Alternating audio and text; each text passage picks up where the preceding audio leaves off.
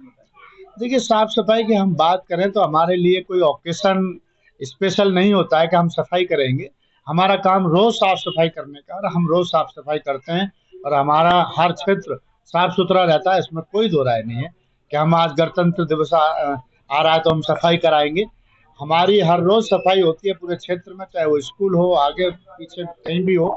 हम साफ सफाई का विशेष ध्यान रखते हैं और हमारा क्षेत्र साफ सुथरा है, उसमें कोई वो नहीं। अभी जी आम आदमी पार्टी ने जो मोहल्ला क्लिनिक खोले थे, अभी अभी जो है लगभग 650 लोगों को टर्मिनेशन लेटर मिल चुका है, उसके ऊपर क्या कहना चाहिए? देखिए, ये भारतीय जनता पार्टी है और ये सिर्फ और सिर्फ जुमलों की अपनी राजनीति करती है। इन्होंने हमेशा बेरोजगार को बढ़ाने का काम किया है। इन्होंने कभी रोजगार नहीं दिया पूरे अपने 11 साल के कार्यकाल में।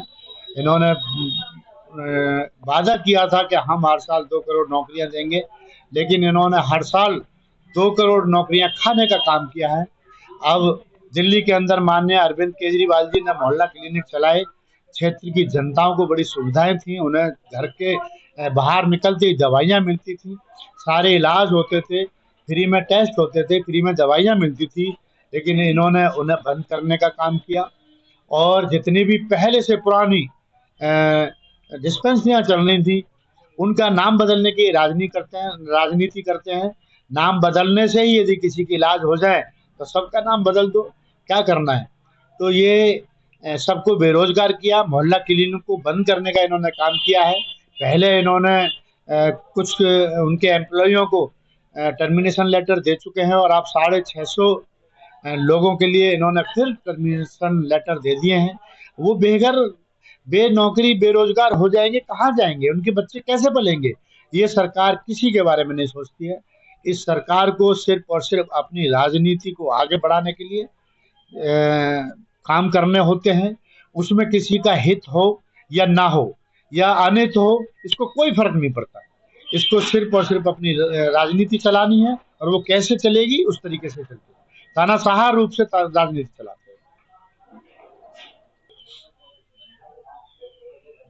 विस्तार से जानना चाहते हैं, जनता को हाउस टैक्स भरना है, वो कितना भरना है, किस्तों में भरना है, किस तरीके से भरना है? देखिए, हाउस टैक्स के लिए अभी लोग आते हैं और हमारे कर्मचारी भी क्षेत्र में जाते हैं। हाउस टैक्स अभी जो हमारे जो एमसीडी है वो पूरा जोर दे रही है कमर्शियल प्रॉपर्टियों पर, और उन्होंने छूट निकाली है कि वो 6 साल का हाउस टैक्स भर के अपना फुल एंड फाइनल कर लें, जिसमें पेनल्टी और ब्याज बिल्कुल फ्री कर दिया है उन लोगों ने। और मैं तो चाहता हूँ हर प्रॉपर्टी धारक को अपना हाउस टैक्स भर के अपनी प्रॉपर्टी को सेव कर लेना चाहिए, क्योंकि कहीं ना कहीं हमने सरकार चलानी है, दिल्ली चलानी है या पूरा देश चलाना है, तो टैक्स तो चाहिए सरकारों को। और जो जायज बनता है वो हाउस टैक्स भरना चाहिए। यदि कोई अधिकारी गलत तरीके से पैसे मांगता है तो वहाँ आवाज उठानी चाहिए, कहीं ना कहीं अपने अधिकारियों को बताना चाहिए, हमें बताना चाहिए। वहाँ गलत बहकावे में किसी के में ना आए। जो एक्चुअल बनता है वो अपना हाउस टैक्स भर के उसे अपनी प्रॉपर्टी को सेव करे, उसमें कोई बुराई नहीं। जैसा कि आपने बताया 6 साल का टैक्स भी भरना है, अगर किसी में इतनी बड़ी रकम नहीं है तो उसके लिए क्या सुविधाएं रखी है? सर देखिए, जो सरकार का टैक्स है वो तो देना पड़ेगा, और 6 साल का टैक्स जितना बनेगा उसकी इतनी बड़ी प्रॉपर्टी होगी, कहीं ना कहीं उसका अर्निंग होगी, तभी उसका इतना टैक्स बनेगा। अब जो लोग इकट्ठा करेंगे और इकट्ठा हो जाएगा, भरेंगे नहीं, तो ज्यादा तो जोर पड़ता ही है, तो हम भी जानते हैं। तो कहीं ना कहीं उसमें फिर कोई सरकार जो हाथ लेके आएगी तो उसके अगेंस्ट भर दें। अभी सरकार ने जो छूट निकाली हुई है जिसमें भर सकते हैं वो भर सकते हैं।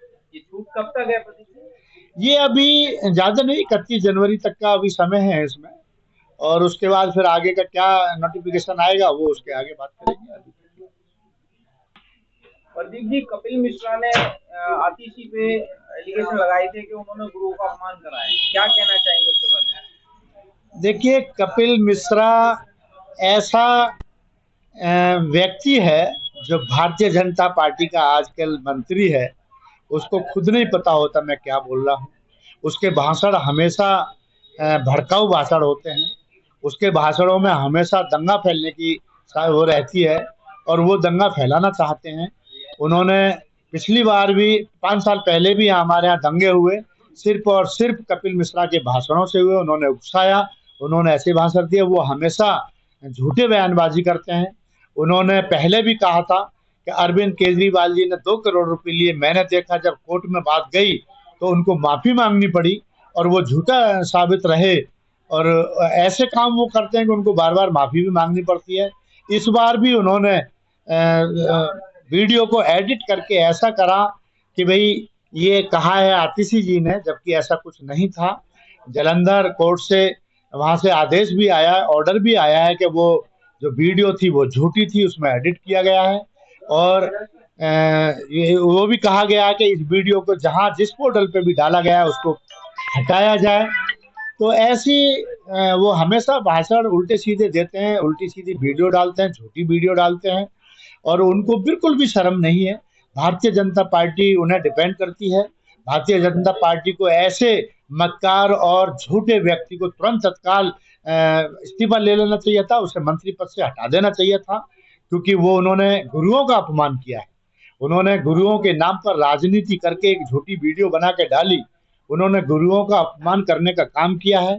तो ये चीज बहुत ही निंदनीय है, ऐसा नहीं करना चाहिए।